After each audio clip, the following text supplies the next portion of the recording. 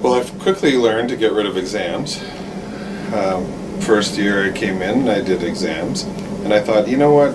It's good for them to have a formalized exam where they're in that big exam room so that they at least get that experience. And I did my exam very differently. I really made it a low stakes, easy exam just so that they go through an experience more than they actually have to concentrate on the work and that.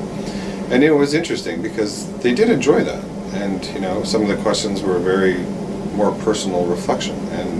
And yet they're still sitting in the big gym with 1,000 other people writing an exam. But I prepped them for that to say, like, this is going to be not your typical exam. This is going to be, very personal reflection and stuff, so you can all do it. And they did like that, actually, and they enjoyed the experience. But I realized also quickly that they're also doing that in their sociology and their anthropology and their psychology, that they're in that gym anyways. So really, my learning was meaningless.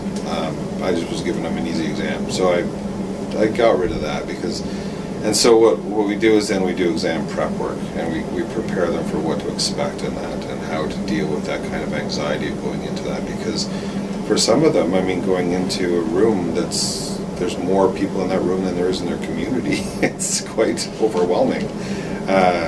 So yeah, we prepare for that and we work on that, and that's good. So I quickly got rid of exams, and I thought, exams don't really tell you much anyways. I think participation, and there's always this big question around participation marks, especially within university, and that we're not hand-holding them like high school, that they have to be there. But I still think participation marks are really critical. Engaging in conversation. You don't just show up and get it. You have to engage in the conversations. You have to show meaning. And it takes a lot more to sort of calculate that kind of assessment grade in the end, because in the end they get a grade, and that's the university's regulations, right?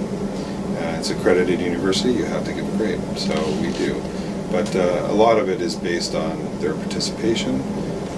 They do a presentation, and we go through presentation techniques rather than concentrating on material, but it's something they know well and that. And so again, we're doing behavioral assessment as much as we are in that way just strictly grade assessment. So it's kind of fun that way, and we talk about it right up front.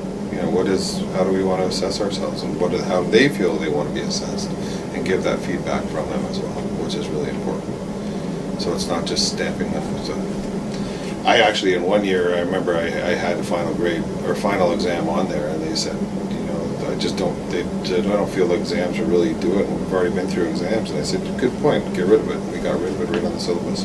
They all agreed. And, the university doesn't like that because that's a contract you've made with them, but if they've all agreed to it, and then we can figure some other way to assess, then we'll do it.